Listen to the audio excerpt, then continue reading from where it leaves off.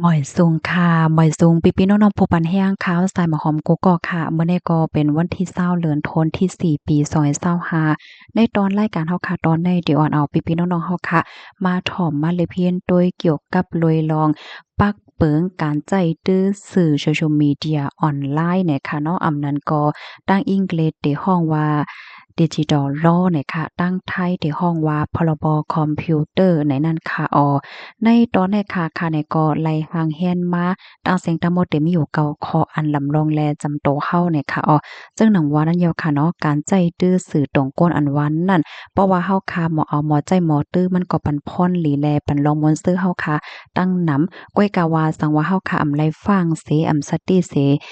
เฮ็ดสร้างกว่าเนี่ยจึงอำสังถูกมันซ้ำเตจังเฮ็ดให้เฮาค่ะนั่นญาตามไม้เงินแลตามคอกจังในป้าแทงลูกกวนเนี่ยค่ะเนาะ ไม้มีกับอันจำโตอันเฮาค่ะอำกึ่งลีเฮ็ดนั่นค่ะข้อที่1เนี่ยค่ะ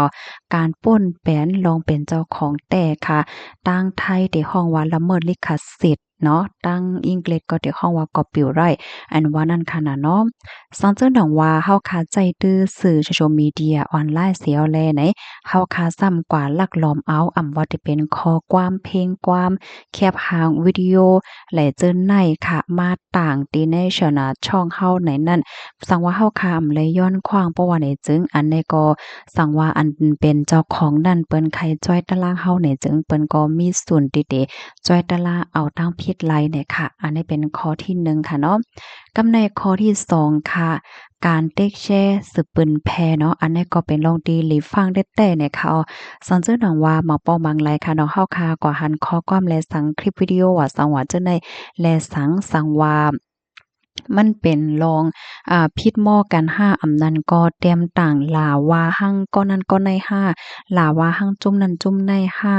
แหลเจ้าไหนในคณะอำนั้นก็ลัดข้อมูลอันผิดปักเปิงไม้มีห้าสังห้าแหลเจ้าไหนเพราะว่าเฮาคาสืบเปิ้นแพ้เพราะว่าในจึงมันป้องว่าเฮาคานั้นโหหันหลีจ้อมไหนเนาะอันนี้ก็จังมีตั้งผิดไหลเหมือนกันไหนค่ะกำนั้นแหละอันนี้ก็โหลเลยสติเตๆค่ะเนาะเมื่อเฮาคาต้วยขาวต้วยงาต้วยสังเสมว่าค่ะเนาะเฮาคาโหลเลยต้วยอีหลีก่อนว่า อันเขาต่างขึ้นมานั่นมันเป็นรองอีสังไหนคะเพราะว่าใจลองดีอันว่าหั่งเปิ้น5พิษแผกหม้อกันยาสเลหน้าตาเปิ้นไหนแต่ก็มันก็เป็นหางคณะเหมือนจังหนังเพราะว่าเป็นตั้งโฮตั้งหัน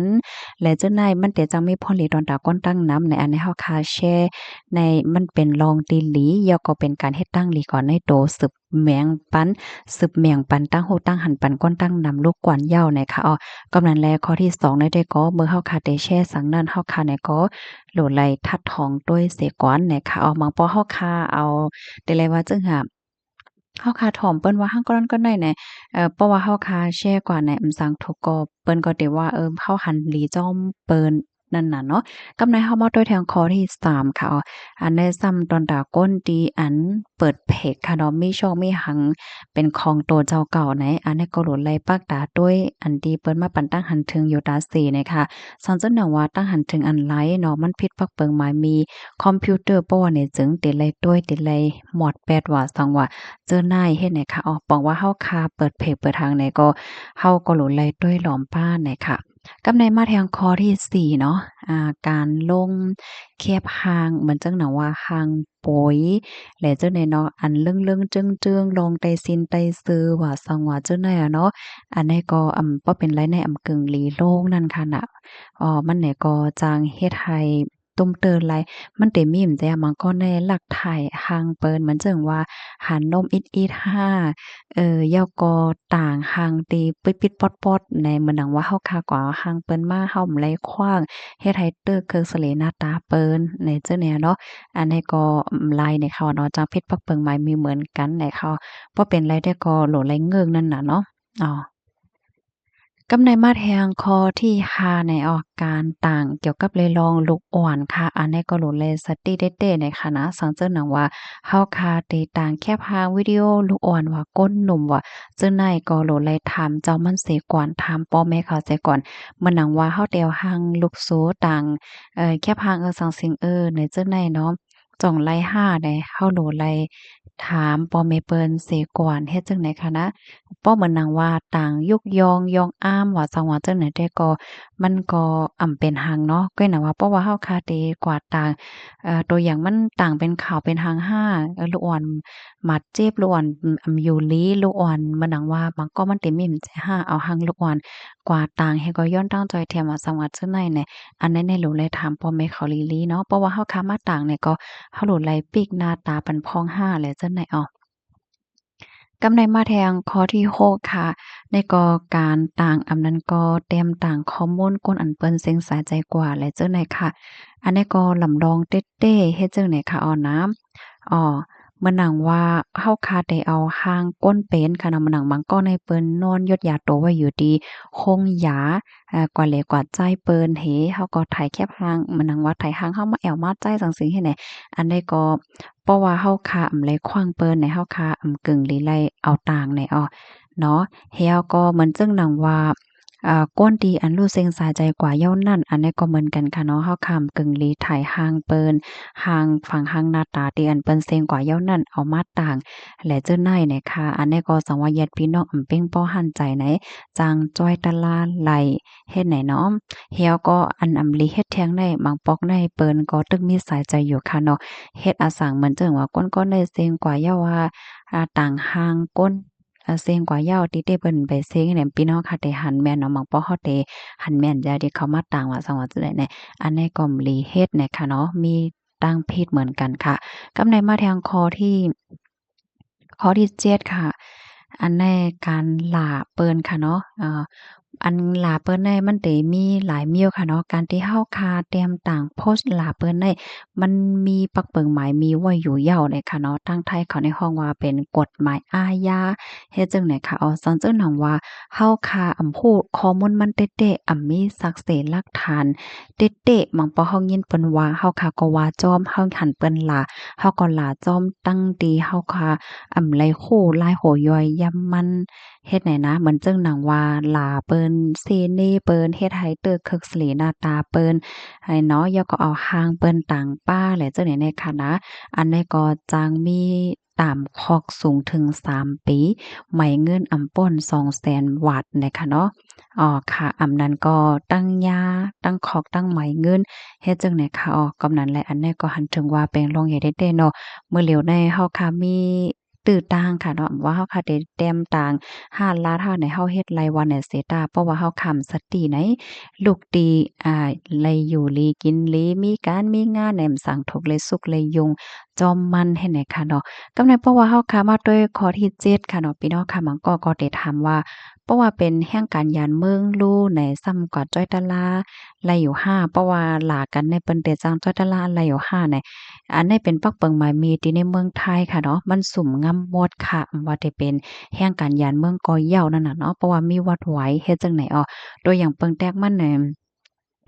สอนเจ้าหนังว่าเป็นแห่งการหนังกันลาว่ากันให้ไหนค่ะเนาะแห่งการก็หนึ่งกว่าจ้อยตะลาในเนาะเพราะว่ากว่าจ้อยตะลาเหย้าก็เปิ้นก็เตจางมาเอาแห่งเอาตั้งพิษเปิ้นก็เตห้องขึ้นลุ่มขึ้นศาลนั่นค่ะน่ะมันก็เตมีคักมีตอนมันหลายคักหลายตอนนั้นเหย้าค่ะ ก็กว่าที่ห้องปลีกว่าลุ่มตะล่าว่าโอบกันกว่าโอบกันมาต่อพอถึงได้ตกลงกันไล่ว่าสู่เดหย่อจึงหือเดย่าจึงหือสังสิงให้เพิ่นก็อบกันค่ะเนาะมันก็ได้เป็นกว่าเป็นคักเป็นตอนเฮ็ดจังไหนนะกำในหำหมังก็ว่าเพราะว่าเป็นจังใดเนี่ยมันก็ซุกซักยุ่งยางโอนเก้าหน้าเปิ้นหำเดกว่าเติงกว่าลาดอยู่5เนี่ยก็หันแม่นอยู่ค่ะลูกเนาะก้นใต้หมังก็อันกว่าเติงกว่าเอาเลิงก็มีเหมือนกันตัวอย่างเปิงแต่มันค่ะเนาะมันจังหนังว่า เพราะว่ามีก้นก้อนหนึ่งใช่ค่ะเขาเป็นก้นตีโหลองปักเปิงไม้มีแล้วก็เขาเป็นก้นมีเงินเนี่ยเนาะยกตัวอย่างมันซ้ำก่อนลากว่าหังเขาเนี่ยมีสร้างเสหลักฐานมันให้ก่อนลากะว่าหังเนี่ยเพราะว่าก้นนั้นเขาหั่นใจเขาว่าตื้นเตเอาเรื่องเลยก็